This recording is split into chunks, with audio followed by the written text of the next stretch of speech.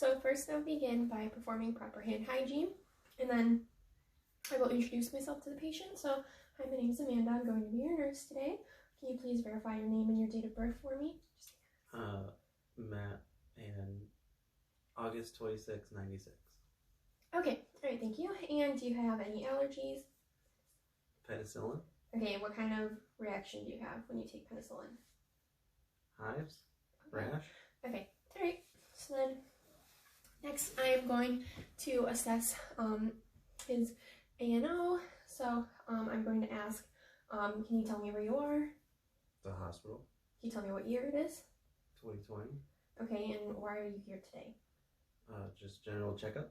Okay, all right.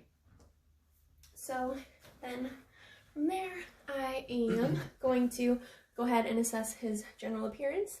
So I'm going to see that he has well-maintained hygiene, he's maintaining eye contact and speaking clearly. He doesn't appear to be in any acute distress or anything like that. So then after that, I will go ahead and assess his bilateral hand grasp, just to make sure that he can follow directions. So you go ahead and grasp my hand. Okay, all right, and then can you also go ahead and wiggle your toes for me?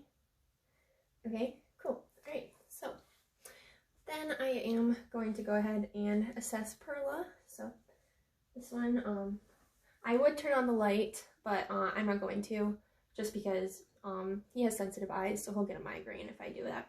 So, but I would turn on my pen light and then go in from the side. So I'm just going to do that without the light on. So I'm going to go into the side, and his pupil's dilated.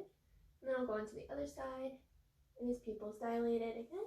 Okay, so he was good for that test. And then after that, I'm going to go ahead and inspect his precordium. So it is symmetrical. There's no fullness to one side and not the other. And then I'm going to go ahead and inspect his apical impulse. So we'll go to the 5th intercostal space at the mid-clavicle line.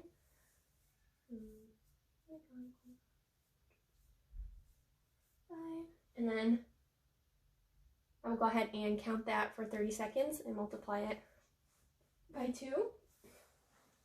And then after that, then I will go ahead and palpate his chest for any tenderness. So just let me know if you feel any tenderness. Anything? No? Okay, so no tenderness. So then I'm going to go ahead and auscultate for his heart sounds. So first I will go ahead, go in with my diaphragm. Okay.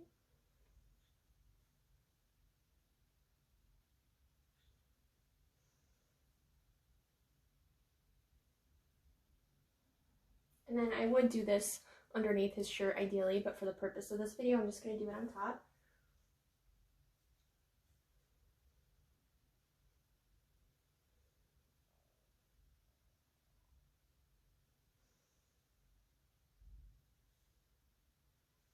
Okay, and then I will go ahead and repeat it in with my bell to look for any heaves and thrills, things like that, any murmurs.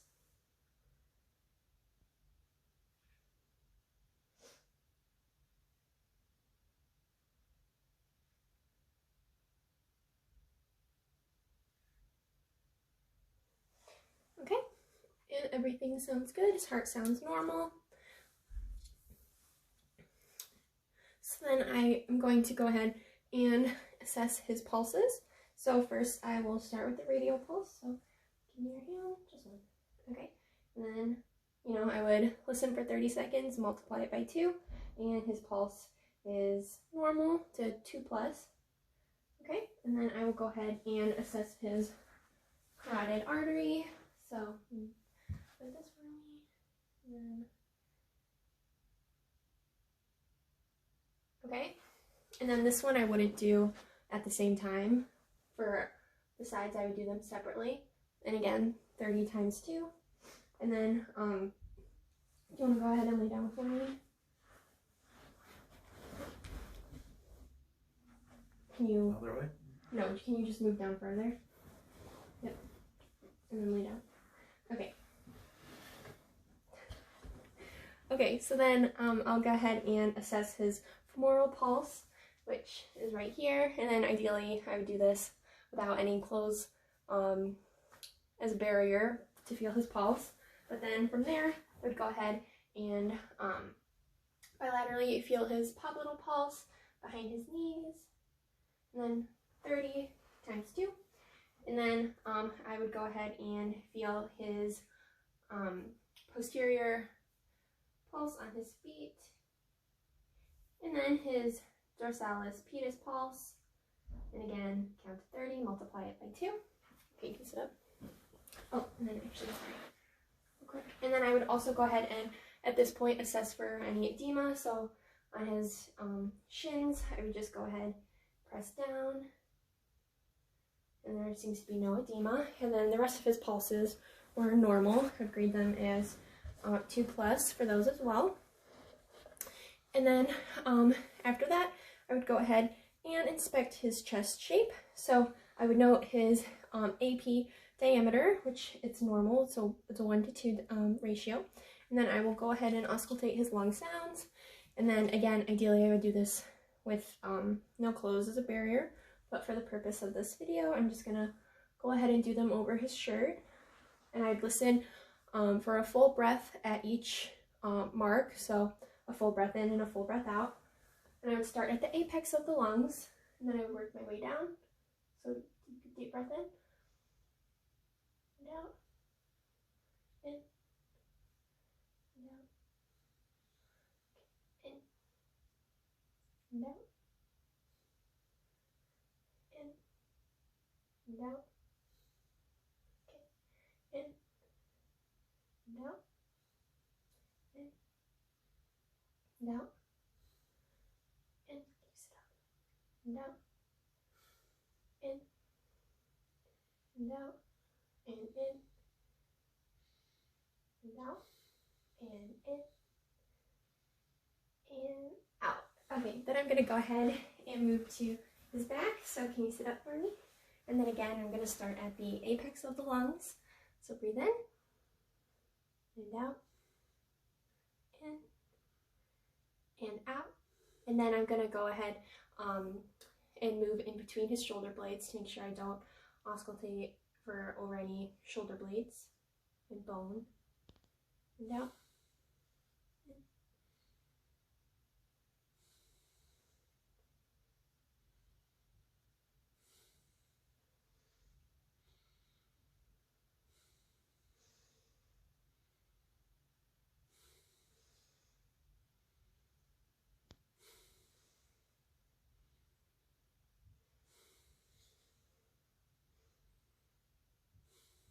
Okay, your lung sounds are normal. Okay, so then after that, I would go ahead and start to inspect his abdomen. Oops.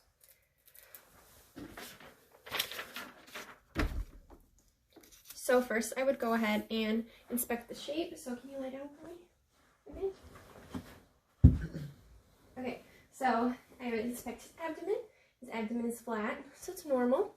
And so then I would go ahead and auscultate for vowel sounds. So I'd start in the first quadrant. So, and then again, ideally I would do this without any clothes as a barrier.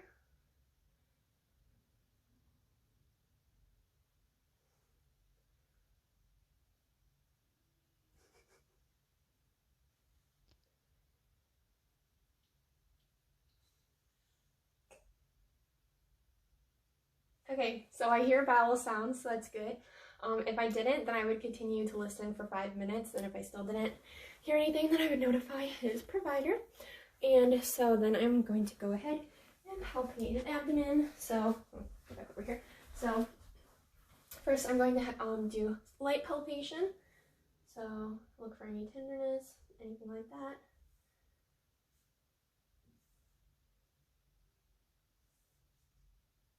Okay, and then I would go ahead and repeat it with for deep palpation. Go a little bit further, feel anything deeper. Okay, so doesn't feel any tenderness, and then I would go ahead and assess, you can sit up, his skin for color, moisture, and temperature, and things like that. So, just looking at his skin, it's a normal temperature, it's not red, or it's just normal and pink. And then I would take his temperature, so okay, it's a normal temperature. And then I would go ahead, so it's normal moisture too. So then I would go ahead and assess his skin for any open wounds, rashes, or drainage.